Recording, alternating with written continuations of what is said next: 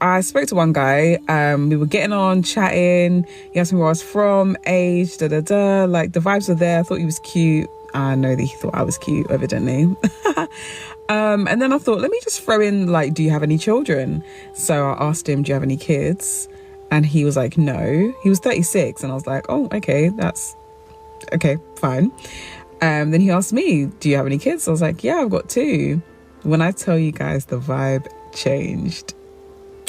The vibe changed instantly. And I was like, this is why I always say about kids up front. I don't feel any way about it, but I know some people don't like, they don't want someone with kids, and that's fine. But it was just awkward, and I could tell he was like wondering, how do I get out of this? So I just helped him out. I just kind of deaded the conversation and was like, yeah, I'm gonna go. But yeah, it just makes me think, if there's any like single parent speed dating or dating mixer events, I feel like I'll prefer to go to that because, yeah, I don't know. Through a campaign of delusion, when a woman is considered to be in her prime in her 20s and 30s and maybe 40s. What are you talking? Wait. That's not according to me. Prime for what? It depends. I mean, it's just like prime. And with that, the anchor offended women around the world, even in his own newsroom. You're fired. False allegations, and a culture of victimhood. Modern women have banished themselves to a social life of speed dating events, their last bastion of hope, so to speak. They've gone from their parents picking their husbands to strangers that barter them for profit and cocktails.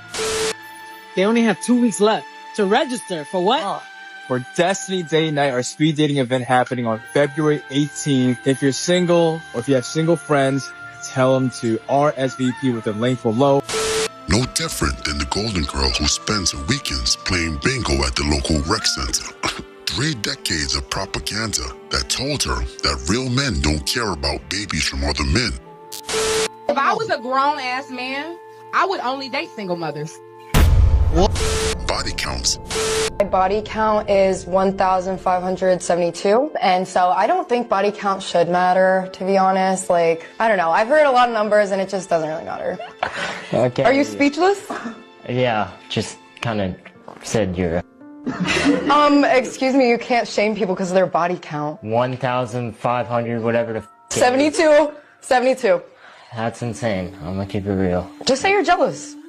Yeah, I'm so jealous. And those extra 80 pounds of adipose tissue. The belief that logical men will entertain a wife that brings nothing of value to their union other than a heavily used box tainted with the smell of hot girl summer. But somehow she continues to be shocked that the market rejects her pre-made families and postmenopausal womb. She brags about how easy men are and how many of them want to sleep with her. But deep down, she struggles with the fact that she can get men on Hinge to put pearl necklaces on her chest and cheek, but can't get those same men to stick around. Yes, like Rapunzel. Let her wait for this rich mystery man to save her from all of her life decisions.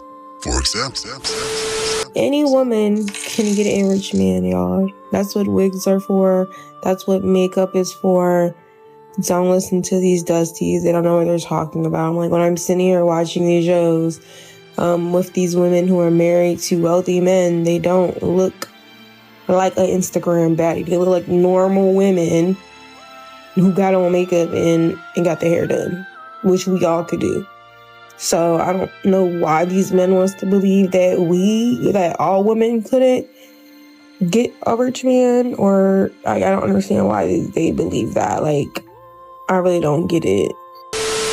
Now we all know rich men just leave their mansions, jump into their Maybachs, and patrol the streets looking for this perfect average-looking woman. And when they find that super basic woman, they dust her off and marry her, instantly giving her access to half of all of his assets. Yeah, such copium runs rampant in the modern girl society.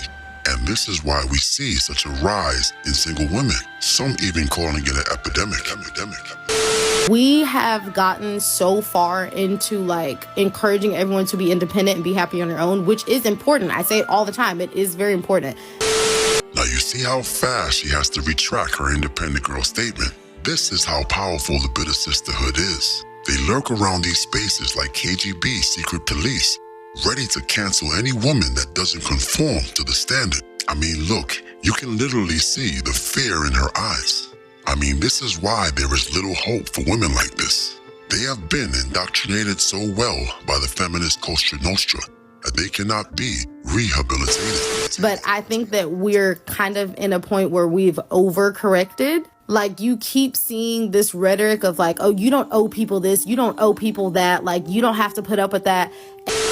Imagine a society where women believe they owe nothing to anyone, yet at the same time expect that same society to ensure their safety and well-being. A contradiction where independence is valued above all, yet collective responsibility is still assumed. Listen, I really need you to think about that. This is how narcissist and callous the modern woman is. And I think that you guys are missing the fact that, like, when you are in a relationship with someone, even if it's not romantic, even in a friendship, there are going to be aspects of this relationship that are not necessarily pleasant all the time. And the solution can't always be, well, never mind, I'm just going to be single, I'm just going to be by myself, or let's just go no contact, let's just not even be friends anymore. That's not the solution. Everything cannot be solved by, oh, I'll just be by myself and let's just not do this anymore. That's not how you stay in a relationship. Yes, you do need to be independent. Yes, you need to get to a place where you are happy on your own. But if you want to be in a relationship, it is going to come with tough decisions. I'm glad and I'm grateful that society and women specifically, really women, have moved past the point of needing to be in a relationship because, like, if you weren't attached to a man, then you could not provide for yourself. Are you seeing the internal struggle she's fighting with? Notice how she has to keep backtracking to promote this independent girl lifestyle, even though it contradicts her whole point. But these women fear being labeled a pick-me-sha so much that they must continue to toe the line and not venture too much off script. It's truly fascinating to watch her attempt this high-wire act. I'm glad for that, but the reason why your grandparents and all of them stayed together was because they had to stay together and they didn't have any choice. And that it's great that we're not in that anymore. But I do think in order to maintain a long-term partnership, especially with someone you want to be with for the absolute rest of your life, you do need to have a mindset of like, okay, I'm going to be in this.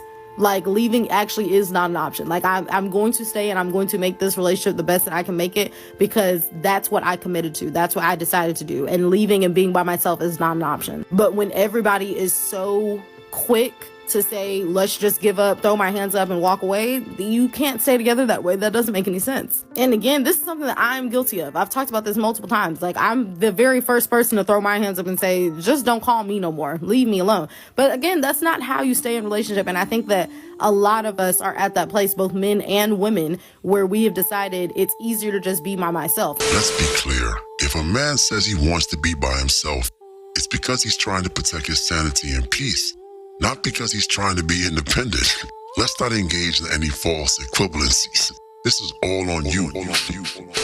And yes, it is easier in a lot of ways for you to be by yourself, but that doesn't mean that that is the answer, especially since there's only so much growing and self-development and healing that you can do when you're by yourself. Once you get to a certain point, you need someone there to reflect you back to you. You need someone to show you your shortcomings. You need somebody to show you the things in you that still need to be healed. So being single and being alone and just giving up on having relationships as soon as they get tough is not the answer. And I really do think that is why we're in such an epidemic. But wait a minute. You didn't smash the bell and press the like button. Blasphemy. And although you will never be worthy of a monarch such as myself, the Lord Destro would suggest that you poor fools at least give oligarchy a try. So here, Lord Destro has spoken.